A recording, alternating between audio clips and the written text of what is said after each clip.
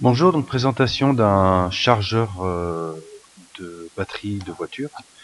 Donc dans tout schéma, la batterie elle est ici, hein, elle est à cet endroit-là. On peut faire un petit zoom. Ici vous avez la batterie. Donc là on en a mis une à lorsqu'elle est à 4,1 volts exactement la batterie, on considère qu'elle est chargée, hein, conformément à ce qu'on a trouvé ici. Hein. Donc quand la cellule de base elle est à 2,35, hein, si on fait 2,35, on a 6 cellules dans une batterie de voiture. Ça fait que quand on est à 14,1, on considère que la batterie est chargée. Donc là, on peut pivoter là ou là hein, pour simuler. Alors sur ce schéma, qu'est-ce qu'on retrouve Donc déjà, la partie alimentation, on suppose que on a du 15 volts. On a du 15 volts, donc là, on ne gère pas dans la simulation la partie alimentation, parce que déjà là, la simulation est très chargée, donc ça a du mal à pédaler. On a un relais de sécurité hein, qui va commuter si on dépasse 8 ampères de charge, hein, pour éviter de surcharger l'alimentation, c'est une protection. Hein. Donc on a une double protection, on a sur un relayage hein, à lame, hein, tout simplement, et puis on a une protection ou une gestion par modulation de largeur d'impulsion pour venir commuter le transistor de puissance qui va charger la batterie.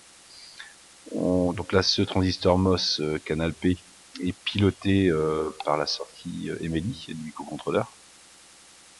Là, le Emeli il est à 90, hein, il va varier de 0 à 255. Là, on a la tension actuelle de la batterie qui est en millivolts, 13357. Et puis là, on a le courant de charge là qui vaut en milliampères, donc qui vaut 1 ampère, 1 ampère 3, c'est-à-dire 1470. Donc là, ça oscille. Donc en fin de compte, là, on gère le MLI, donc on autorise le fonctionnement de la charge de la batterie. Alors on a un max 4073 qui est un convertisseur courant tension. Donc là, on a une résistance de 10 milliohms dans lequel le courant de charge de la batterie circule, et puis on a aussi une petite inductance hein, de 1 millihenry hein, pour lisser le courant, hein, pour éviter les transitoires trop importants de courant. Et donc là, on a la tension, on a une tension hein, qui est une image du courant qui circule dans la résistance R-sens hein, pour avoir une tension image du courant de charge. Donc au niveau du microcontrôleur, qu'est-ce qu'on a Donc on récupère la tension batterie sur AN0, le courant de charge de la batterie hein, sur AN1. On a un BP+, et un BP- pour augmenter la valeur du courant de charge de la batterie. Une entrée reset pour réinitialiser, si on est en surcharge de courant, pour réinitialiser le PWM à 10, à 10 hein, c'est-à-dire très faible charge de courant. Donc là, c'est 3 entrées d'interruption. Donc on a 3 boutons. On a le bouton reset là-haut hein, pour réinitialiser le relais ici. Hein. Voilà, PP3, c'est le bouton reset.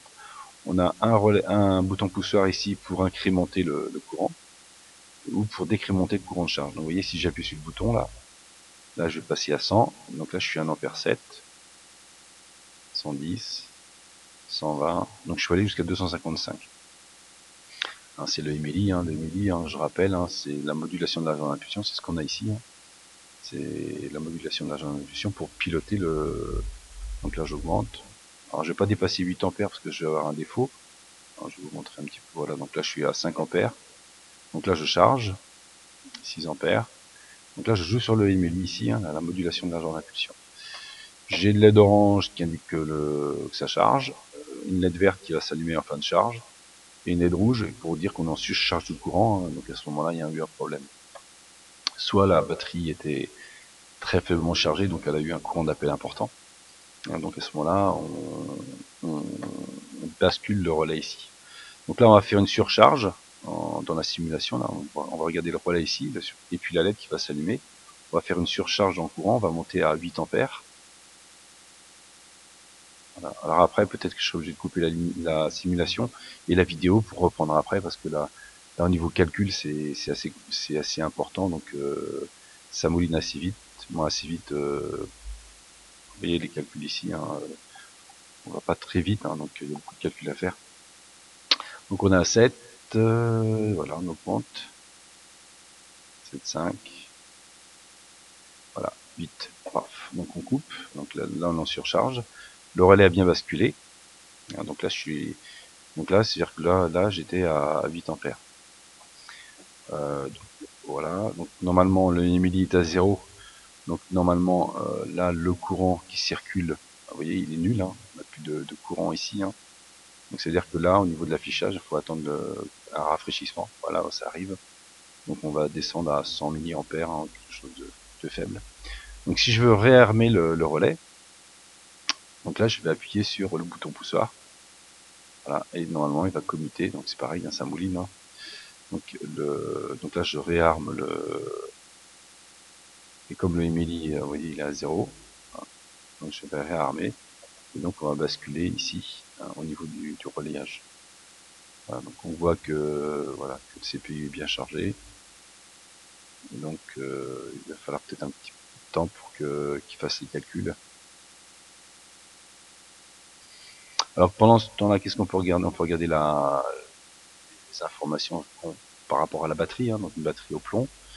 Donc durée de vie 4 à 5 ans, donc de cycle de charge, tension nominale par élément 2,1, hein, c'est la valeur nominale, et puis quand il est chargé, on arrive à une tension nominale par élément de 2,35. Voilà, 2,35 c'est la valeur max.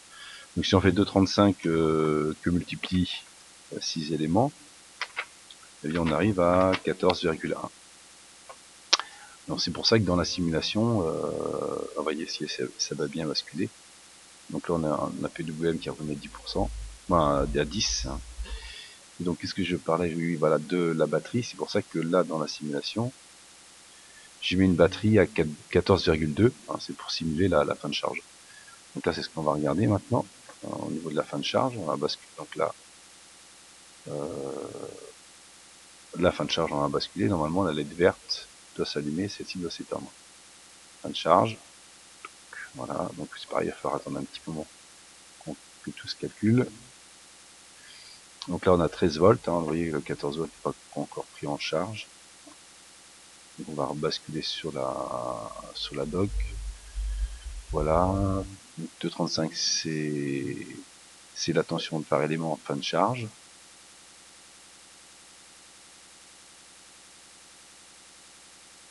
Donc pour les oxydations, ça c'est une autre batterie. Hein, voilà ce qui nous intéresse, notre batterie au plomb. Hein, voilà donc on a bien le fin de charge, voilà, on a basculé, donc on est en fin de charge, et donc on est à 0.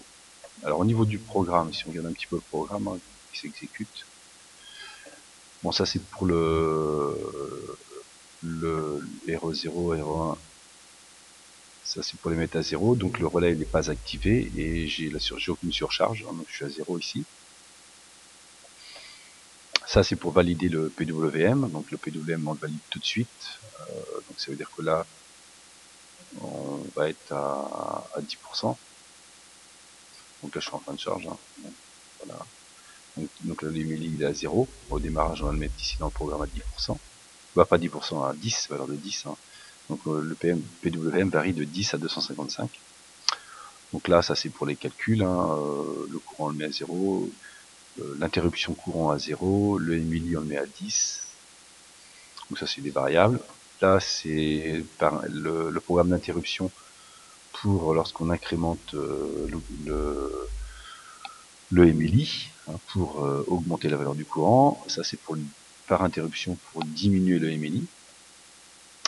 Ça c'est la macro reset pour réactiver le relais quand on a une surcharge.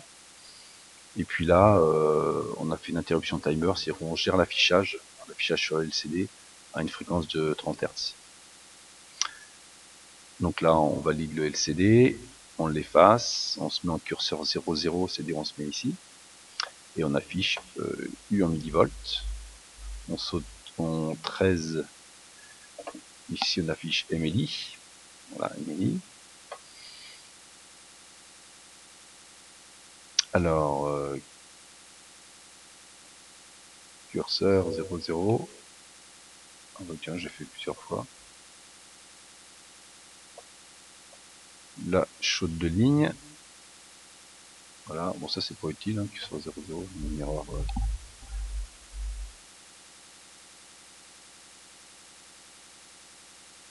Là, je vais en 0,1 ici. Et puis j'écris I en milliampères. Voilà, donc dans le programme, j'ai donc le flag reset, ça c'est si je regarde les sous-programmes, chez le reset, c'est juste on met le flag reset à 1 quand le reset est activé. Donc le reset c'est quoi? C'est le bouton poussoir ici, hein. C'est quand on veut désactiver la protection en courant. Hein, c'est-à-dire on revalide le fonctionnement, hein, en supposant que le MLI il est bien passé à 10. Donc le courant sera plus de 8 ampères. Donc ça c'est flag. Le BP+, donc là flag I, ça c'est quand on incrémente. Et puis flag I-, c'est quand on décrémente. Puis ça, c'est pour l'affichage, c'est flag timer. Hein. Donc c'est-à-dire donc quand on a l'interruption timer, eh bien on met le flag timer 1 pour gérer l'affichage dans le programme principal. Donc quand le flag reset est activé, bah, je le mets à 0. Je désactive ma LED de surcharge et mon relais. Et je mets le MLI à 10. Hein, ce qui permet de refaire fonctionner, donc refaire fonctionner, donc si je remets ici, voilà, je mets en charge, là on va basculer sur la charge tout à l'heure, donc voilà, pour le timer, là c'est pour gérer l'affichage, donc on affiche quoi? On affiche ici le MLI, et puis on affiche la valeur en volts, en millivolts, et le courant en milliampères. Alors il y a une gestion des caractères, hein, vous voyez, pour bien gérer l'affichage, hein, il faut vérifier si on a 4 caractères, on autorise, ou alors on met un blanc pour effacer le caractère précédent. Là c'est du gestion de l'affichage, hein, pour avoir, pour pas que si vous mettez 100 et après vous mettez 1000, mais il va garder des zéros à l'affichage, donc c'est pour gérer l'affichage, hein, tout ça. Donc on gère l'affichage au niveau de la tension, du MLI, du courant. Voilà. Flag moins, bah, là on incrémente le MLI, hein, pour augmenter la valeur du courant. Et puis s'il est supérieur à 255, bon, on le met à 255. Et puis là, bah, on incrémente le MLI. Et puis s'il arrive en dessous de 0, on le met à 0. Alors au niveau des variables, pour éviter les soucis des variables, alors elles sont des variables, voilà. Le MLI, moi je l'ai mis en entier, hein. Donc c'est à dire que je peux avoir des valeurs négatives et positives, et je l'encadre entre 0 et 255. Voilà, c'est pour éviter des problèmes si on le dépasse, si on dépasse la valeur 255, si on a défini comme octet, bon, ça peut planter le programme, c'est même ça plantera le programme. Voilà, donc après il y a c'est les deux entrées analogiques, hein, pour récupérer la tension U, pour récupérer le courant. Et puis donc si U est supérieur à 239, ça veut dire que là eh bien on a 14,1 volts. Et à ce moment-là, le MLI je le mets à 0, et puis je désactive la LED de charge et j'active la LED de fin de charge. Si le courant est supérieur à 8 ampères, c'est-à-dire 8000 mA, eh bien j'active le relais et j'active la LED pour dire qu'on est en surcharge, et puis je mets le MLI à 0. Et puis là, bah, ça c'est pour valider le MLI, hein, suivant tout ce qui s'est passé avant. Et puis après j'ai un petit calcul, hein, pour en fin de compte récupérer la tension, pour l'avoir en millivolts. Hein, donc le calcul c'est faut multiplier par 15. Bon, ça s'explique, alors 1000 c'est pour passer en millivolts. Alors 3 fois 15, pourquoi 15? Parce qu'en fin de compte, si on regarde le schéma, eh bien, on a un pont diviseur, vous voyez, hein, par 3. Hein, donc, on a au maximum 5 volts ici, hein, parce qu'on rentre sur l'entrée analogique, donc pas dépasser les 5 volts, hein, sachant que le pic est alimenté en 5 volts. Et donc il faut bien multiplier par 3 pour récupérer notre fameux 15 volts. Voilà, c'est pour ça qu'il y a un petit calcul à ce niveau-là. Donc ça correspond, en fin de compte, si on fait ce calcul tout ça, ça correspond en fin de compte à faire x59 à peu près environ.